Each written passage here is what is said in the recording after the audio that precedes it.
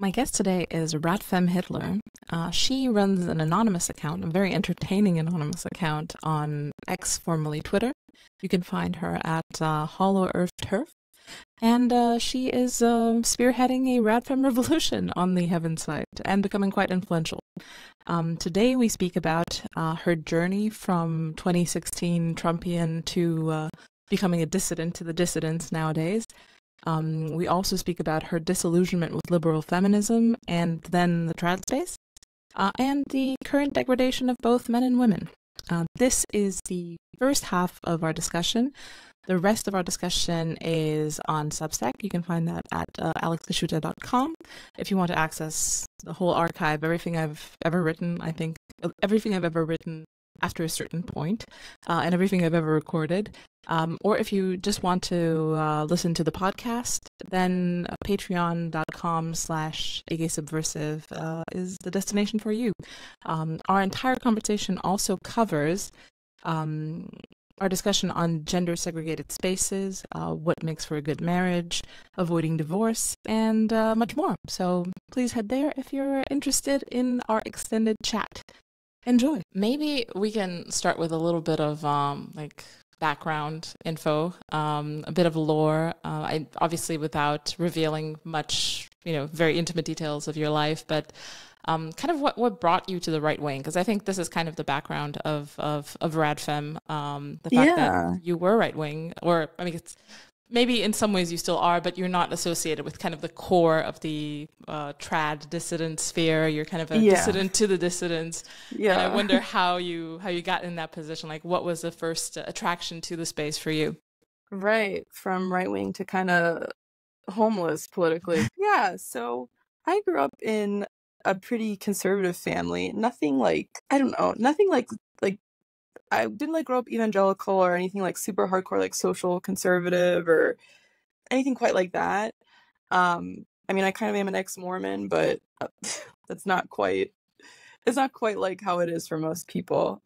Because my mom essentially like converted while we were living overseas.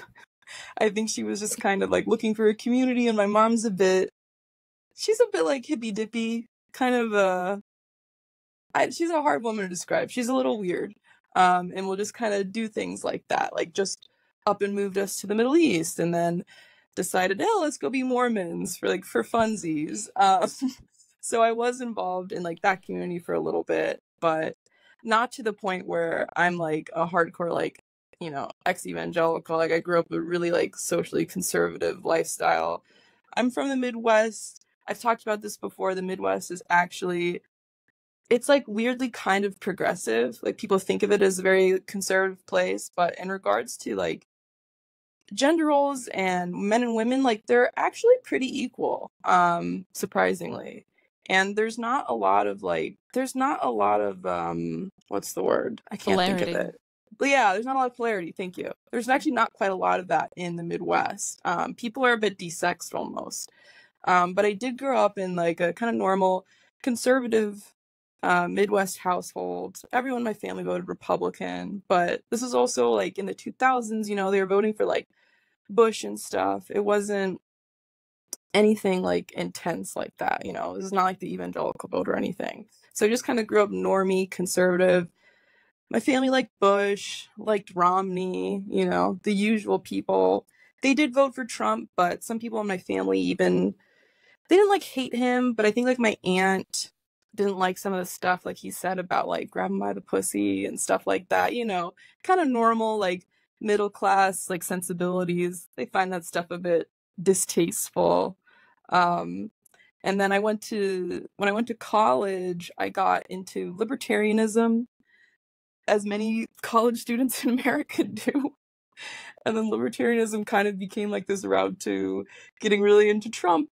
And I was really into Trump when I was in college. That was about the time that he was running. Really got into him. I think we like set up like a Students for Trump thing on like my campus and everything. And I don't know. I think I just I was so online in college. And I was also like I don't know. I lived kind of like a double life. I had a very much like a normie life outside of the internet, but then I would come home and go online and like be reading these like horrible websites and just giving myself brain worms. And I think a lot of it just stemmed from kind of my own allergy to like liberal feminism. I had a big problem with it.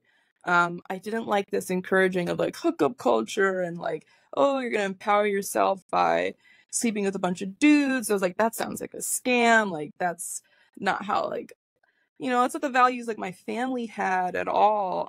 Everyone was, you know, like normal and like married and had families and stuff. And you know, I still very much thought of that as like very much the standard. And I didn't really like what I was seeing at school. So I think I kind of went like really hard the other way as a reaction to that. And I thought like the answer to kind of, I guess, degeneracy, as you would say, was to be very, very like hardcore kind of social con in a way, and like really promoting like traditional values and marriage. And it's not that I'm against marriage now. It's just I have a different, less idealistic view of what that means. And I actually think of I see it now as people in the past more now saw it actually. In a way, it's more traditional. I think the way we see it now is like in the post-war period is kind of an anomaly. And a lot of young people and people my age, like millennials, Zoomers, have kind of like woken up to that. Like they're kind of seeing more so what their grandparents and older saw in regards to marriage. And they're kind of like, I don't know. I don't know if I exactly want that. And I think that that's like a big part of like the sprinkle movement now. People are kind of going two ways about it. I would say with women, they're either like saying, okay, we're going to make this full utilitarian then, and I'm going to get like as much money as I can out of the situation, or I'm going to hold out for real love and not settle for any of this. So I think those are the two kind of options that women are at now, now that they've kind of grown up and seen the world a bit and been exposed to more, and especially online, we've been exposed to so much of what men are saying about women and kind of their views about what a wife is and what they see like family is actually for. And for many women, it's not aligning with what we thought it was, because I think a lot of young boys were kind of raised on like lad culture and like porn, and a lot of young women were raised on, like I was, on rom-coms and romanticism and like this fantasy. So it's not really aligning, and essentially me kind of going fully down that rabbit hole of like traditionalism and jumping full feet first all the way into that, and then kind of, I don't know, getting a bit boiled alive in that situation. Now I've kind of come to a more nuanced view in regards to marriage and family and how women should navigate the world. Yeah, it is interesting that, you know, there's some similarities there. I mean, I was out of college. I actually studied some form of kind of gender for economics when I was in college. And it was very Marxist. I studied in Europe, so it was very, very Marxist. And then it kind of hit me when I was kind of in the workforce already. Like there were all these like, I mean, I'm from Eastern Europe, you know, things are they're dysfunctional here, but they're kind of straightforward. There's all sorts of corruption, but there was a relative meritocracy. There's a weird kind of like old world balance between the sexes. And when I was working in London, kind of these were my kind of bigger, better adult jobs that I've had after college. And there was this whole kind of superstructure of, you know, call it HR, but this, you know, almost kind of this second language. And it felt so stilted and weird to me that, you know, people were trying to navigate not, you know, I guess sexual harassment codes and all this type of stuff. And I remembered how it is to engage naturally with the opposite sex. And it just felt really weird to me. And it felt kind of exploitable as well. And, you know, I was also kind of encountering all sorts of narratives about, I guess, white men and all this type of stuff. And at the same time, I was living in like really shitty, you know, East London dwellings with, you know, what was not white men. I thought, people actually, the white men comparatively better than Yeah. the situation that I have Yeah. here. So it felt really jarring. And I don't know, for some reason, I can't take hypocrisy from people. And obviously I started poking at it, and then I got obviously into online politics, and then I found Nick Land and Curtis Yarvin and, the whole canon of HBD, and essentially that was kind of my online education. It was And very somehow, similar to yeah, myself. Yeah. it's just, I don't know, I just can't take people being, I don't know if hypocritical, but these whole construction, these whole mind palaces that they build around things that are just, they're just not sustainable, they're just not natural.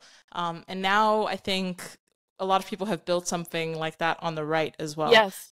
And the thing is, what I've noticed, and to be honest, it's probably been a few years since that, because it was about 1 year after I started the podcast. There was that murder, the Bianca Devins murder or something like that. And that was I think the first really jarring event to me online, where, people called for my head because I was like, maybe don't support decapitation people.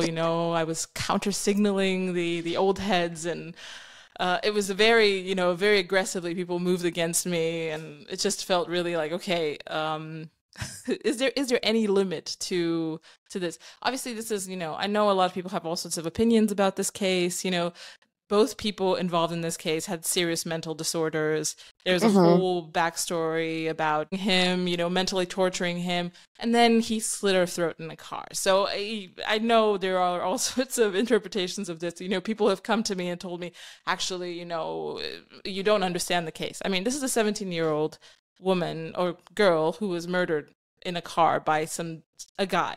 And whatever happened before that doesn't really take away from the fact that this happened. Right. It's a bad thing. So the fact that we couldn't agree on the fact that it was even a bad thing without, invoking the lore of what she had said to him and what type of e-girl she was. And, obviously people were pouring all their frustrations into this one case and seeing this as, Medusa beheaded.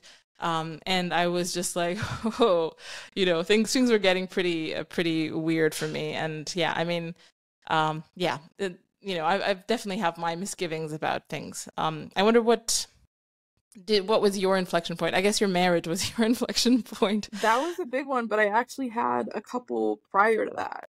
It wasn't just like one central event, it's something I really believed in and was involved in for many years. So it took a couple, I want to say 2-3 years of kind of slowly being like, what the fuck? And there's a couple specific instances I remember, and early on it was another kind of similar case, but it was even worse than this, because obviously there's no justifying slitting this girl's throat, regardless of her, whatever she was doing with this boy and leading him on. But there was another case, smaller, and it was, I think they were in middle school too. These kids were really young, and this guy asked this girl out and she just said no. And I think she barely even knew him. It was just some crazy incel kid, and he stabbed her with a pen or something. It was in a classroom. So I don't know if he had a knife on him or what it was, but essentially he attacked her in some middle school in Arkansas or something. And I just remember all the guys in this one Facebook group I was in being like, no, that's understandable. I totally get it. I've been there, where I've wanted to do this. And I'm like, wait, what? What the fuck are you talking about? It just completely blew my mind, and it made me realize oh, we are actually not on the same page. I got into this because I thought that the traditional family structure is just what's good for people, good for everyone, good for society, good for women, good for men, good for children. And I believe in love. And I'm realizing, oh no, they're here because of sheer resentment. They actually just they want to be in a family, but they also hate the woman that's gonna be essentially forced to be there with them. At that moment, I first realized, like, oh, our mindsets, our psyches, like, they are actually completely different. We've kind of arrived at some of the same conclusions, but on a very, very different set of, like, values and reasoning and, like, emotions even. Like, fundamentally, we are just not at all actually on the same page. Like, we do not want the same things in reality.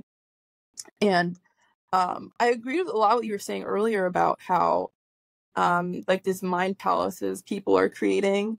And I think a lot of my poking at the left in my younger days came out of that desire.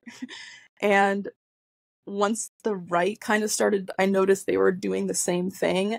Now, essentially, I'm just kind of doing the same thing, but with people on the right. I don't know. I feel this need, I guess. It's like you said, like, you get really upset with hypocrisy or whatever it is you want to call it. And I have that urge too. It's not even like hypocrisy. I think it's just kind of like delusion almost. Like, I just want to, like, tear it down and, like, show them, like, no, this is not actually what's going on. You know, what's even, I don't know, kind of scarier to me is that, you know, now I have 2 little boys and I see these people, like, suffering in public. You know, I don't know their backstories. You know, there are thousands of them. I mean, just, you know, I just posted something, just, you know, psychically destroying themselves. And I think it's, you know, downstream from the fact that life really is very ambiguous nowadays. Like, it really, no one knows exactly what you should do. And I think that's kind of what attracted me to the right, and what, you know, keeps me in large part on the right, is the fact that, you know, there are things that are older than us that we can draw inspiration from. Should you take them, you know, 100% at their word, you know, whatever, you know, online preacher says that you should be doing, biblical marriage and headship and all this type of stuff? Probably not. Is there important wisdom in that? I think so. Yeah. Is it still on our shoulders to analyze that stuff and you know, make our own conclusions? Yeah, I think it is, you know, because I see, you know, people really going hard on the mind palaces with a lot of these things. So, I mean, it really drives it home for me that I don't want my sons to fall down rabbit holes like this, because it's kind of a, you know, it's a multiplayer game. It's not real politics. I mean, you know, I have a podcast. This is entertainment. It's, you know, people get very, very invested in this. This is their life. They make up all sorts of kind of narratives about learned helplessness, about, you know, nothing is possible. You can't buy a house. You can't have a wife. You can't talk to women. They're going to post things about you on TikTok. They're, you know, just kind of a laundry list of things that keeps you in your house just stewing. You know, there was a young guy today on my thread who was saying that his friends, Zoomer friends, are plotting rape caravans in group chats and stuff like that. And it made me smile, because I'm like, you know, it made me smile with horror. I don't know what it is, but, like, at the same time, this is obviously a young guy. You know, I'm keeping an ear out for the rape caravans on the news, but I feel like this is going to stay in the group chat, at least for, you know, for now, before the incel revolution starts. But it's, you know, it's kind of endearing, but at the same time, you know, these people are wasting their youth. They're wasting their youth. I mean, there's fraternity, I'm sure, you know, these people, they're uniting, something unites them, their resentment, their problems. But there's such a big world out there. I know it's not the same. Like, in Romania, you just open your door and you go out on the field, and maybe it's a little bit freer than it is in the US. But still, you know, there must be some sort of affordances in their environment where they could just do something, you know, touch grass, go out there and you know, stop stewing. Yeah. I mean, I do sympathize with a lot of problems young people are having today, particularly in Western countries and in the United States. It's just getting harder and harder. It's not what their boomer parents had, and it's frustrating because their parents also seem to be in denial of the fact that that's even happening. And in many ways, it can feel like just I still see, like, a lot of opportunity here. Like, I would still rather live here, honestly, than anywhere else. There is still a lot you can do, and I don't know how long that will keep up for. I mean, there's a lot of people who seem to be, they're convinced the collapse is happening, not just convinced of it, but they are, you can tell, they want it to happen. Like, they're excited for this. And it's kind of perverse. But I think for the time being, there's still a lot you can do in this country. And it's a shame that so many young people already feel that it's just a hopeless situation. And it's funny to me too that there's just like not more sympathy with some of these, when they like to post like these TikToks of like, I don't know, some like dumb liberal girl being like crying about her awful job, or how like she's convinced that we're all going to be dead in 20 years because of climate change, or, you know, she's got all this, she like doesn't leave her house anymore because she's still terrified of like catching COVID or something. And I'm like, you guys have like the same sort of neuroses. It's just like about a different set of things. Like all of yours are like, well, I can't get women, I can't get an actual job, I'll never be able to do X, Y, and Z. I just want to sit in my house and play video games. It's honestly, a lot of it's the same pathologies, and it's the same sort of learned helplessness. And it's funny that they all kind of make fun of the other for having a different kind of one, rather than, I don't know, it would be nice if they could be able to kind of see that they're all kind of suffering from the same sort of environment that's taken away a lot of their opportunity, and they're both coping with it in actually very similar ways. It just looks a little bit different on the outside, but it's very similar, and they're all feeling a lot of the same feelings, actually. There's such an insistence on how men and women are so fundamentally different, but I don't know, when I see people actually in pain, and when they're both kind of, like you said before, like when they're both kind of just stewing in that sort of learned helplessness, you realize how there's so many fundamentally similar things, even like with men and women. Like, we are just all people at the end of the day, and I think we're all kind of suffering from this sort of like lack of purpose, and this lack of being able to envision our own futures, and like a good future. So I don't know, it's the internet's certainly not helping the situation. It's just kind of making everyone point their fingers at each other and blame the other, and get very, I don't know, like self-righteous, I guess. But it'd be nice if people kind of looked at themselves for a moment. And I do see this particular on the right. There's so much finger pointing about women being gossipy and catty and every sort of negative trait that they can imagine. But I've never actually been in a more like catty, gossipy, mean, nasty, shaming group of people than like the internet right. Like, these people are so many of them are just so antisocial. Like, they just completely lack any sort of ability to exist in groups of people. And it's so funny how much they talk about high trust societies, when it's like, I think you are probably the least capable people of producing that. Like, look at the environment here. It's just constant infighting and doxing each other, and just the gossip is out of control. Everyone participates in gossip, I think, to some degree, but I've never quite seen it like here. It's, I don't know, like these men need to be back in the mines or something. They need something to do. There is something to be said about the, that purposelessness affects the sexes differently. I feel like maybe women, there's some kind of like maybe like small day-to-day ambition that women can get into that kind of confers, there's a social circle, there's activities that, the coffee, even the gossip, the things kind of just like with little puzzle pieces build up the meaning of a day without, you having to have like this big, conquest on the horizon and this big motivating thing.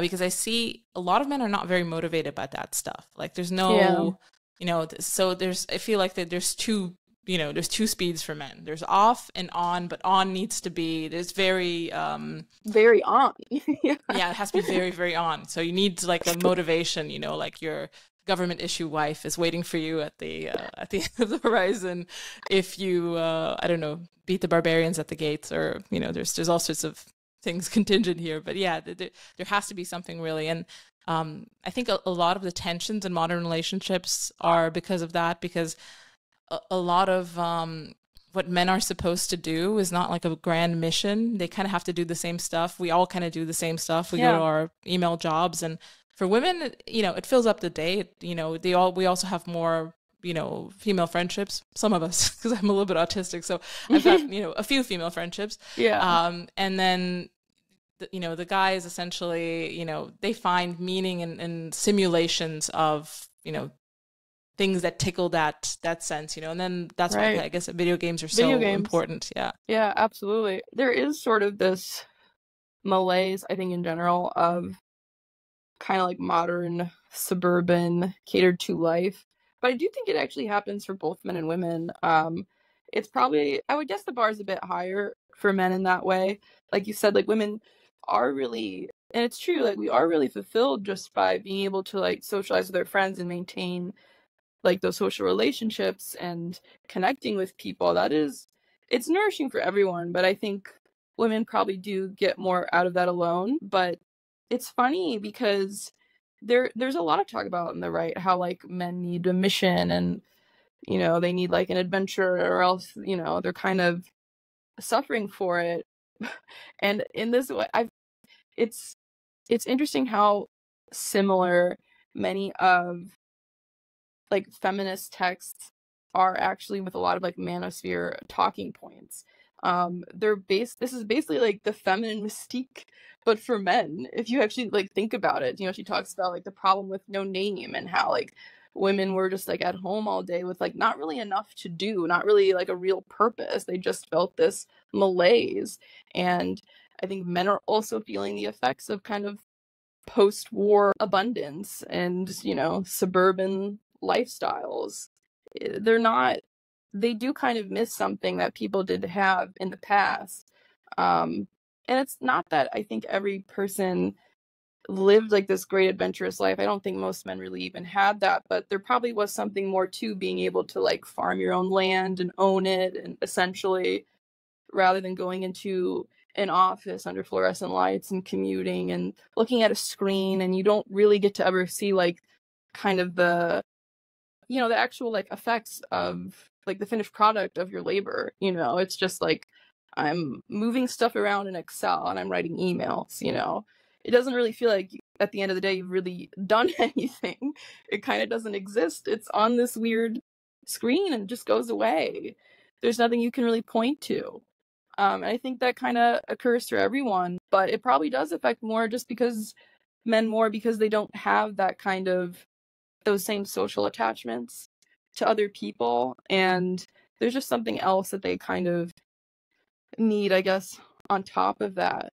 But it is always kind of made me laugh how many of the manosphere talking points really do sound like feminist texts from like the 50s and 60s. If you just kind of flip the genders, even the idea of like alpha fucks, beta bucks, that's the Madonna whore complex. But for men, right? It's the same idea. And I think we're actually all just kind of suffering from the same sort of malaise. We know there's something missing. We can't quite name it. It's not quite right. But, you know, we know it's there. And women do feel it too. But yeah, men do need something more. I don't know if they need something more physical. Yeah, like the I said, minds. maybe they need to be returning to the minds. Like they just have so much of this excess like energy. I feel like that just needs to get out and put into something. And I think a lot of that actually gets like transmuted into this like overly like sex obsessed person in many ways.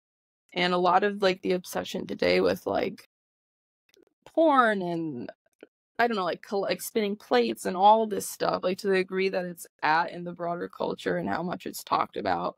I think it's sort of a replacement for that energy. They're just not creating things as they used to. Maybe they need to like pick up carpentry or something and start making things for their wives. There's this account on TikTok where this woman just shares all this stuff that her husband makes for her around the house, and they're like the sweetest little couple. Like you can just tell like they're really really in love, and the way he just expresses it is just he makes all these little things around the house that just make her life easier, and he's able to like put that energy to something that's he can actually see and is useful, but also like makes the people around him feel really loved. And I think that's really like kind of the ideal of what masculinity should be. And unfortunately that energy is just getting put into, I don't know, like being on the internet and creating like a rape caravan, I guess, in a group chat. I mean, it's interesting how many and how diverse the surrogate activities are that people kind of engage in now, like to use the Kaczynski phrase. I think people just kind of fall into the particular gendered obsession. I mean, nowadays you kind of have women with, skincare stuff, and then essentially men either fall into war games or sex games, because that's kind of like the path of least resistance, I think. Yeah. And I think on the other side of that is also kind of this denial of death, and also just the fact that it's easy to deny death when you have superabundance. Because I keep talking to people here from older generations, and the lady who looks after my kids in the morning, she's about in her 50s, and the stories she brings to me, like, oh my god, just like of children dying of exposure and stuff, and like this was very, very common until recently. And just the attitude that she has. I mean, she's like relatively modern compared to, probably most of the world, and definitely compared to her parents 2 or 3 generations back. That was literally the Middle Ages here. So the attitude towards life and death and subsistence, survival, like the question of, what's my purpose? What's my meaning? Why am I here? It just did not occur to people. Right. Even time was a different, they felt time differently. A death in the family, even a child dying, it's just nowadays, just even imagining that, I'm probably going to end up in a mental institution if something like that happens to me. Right. But for them, like this lady, she had 8 siblings. 2 of them died shortly after they were born. You keep on keeping on. It's a completely different world. And I know a lot of men would think that, they're hard and they could steel themselves against, the vicissitudes of life. But everyone is soft. Yeah. Everyone is extremely soft. All of our psyches have been built by this abundance. Like, you can't just, I don't know, like will it away. It's just, like that's who we are now. People in the past, like you said, they didn't really have to worry about the same questions, and it was very normal to have multiple children die. Where now, like, many people like never make it back from that psychologically. In the past, you just had to keep going. So yeah, for there's your a lot other of 6 children. Right, your other 6 kids. There's actually just like a lot of time to like sit with things and actually like feel them in a way that's, I don't know, it is like a blessing. And I do think you can like actually go forward with that and make something even better. But I think unfortunately most people are just kind of getting stuck on on not being able to move past it, whereas in the past it was all just okay, repress, move on, and that comes with its own problems. I think that's a big part of why a lot of boomers are a little kooky, to be honest. They have their own pathologies, but they are able to actually wake up, go to work, get through the day. And a lot of young people aren't. They're just stuck. And they don't know how to actually move past the feelings, because I don't know, we don't like currently have like a set of ways to really do that, at least not one that's like widely known and taught and like a part of the broader culture. Yeah, people are just a lot, they have the time to feel these things, but they don't have like the tools to actually deal with that. So it's just a rough spot that everyone's in, and men are there too. They want to deny it a lot on the right, but we're all affected by it. They're not like, men aren't actually complete robots. I know a lot of them wish that were the case, but it's not. Men are actually, they're very emotional. And I don't know if you've noticed this with your own kids, but a lot of people will say like their boys, I think Cernovich actually just tweeted about this, and I've seen this myself. A lot of young boys are actually way more emotional than young girls. They cry more. They have like really intense feelings. There's just a lot of like excess energy going on there. And then we just kind of stamp it out of them. But I think men are actually very deeply, deeply emotional people. And that's why we're seeing what's happening essentially on the right or just on the internet in general with men. Those are all very strong emotions. They're all coming from a very deeply emotional place. And we're not really good at dealing with emotions in general, I would say, in the society. But men especially do not have the tools for it, unfortunately.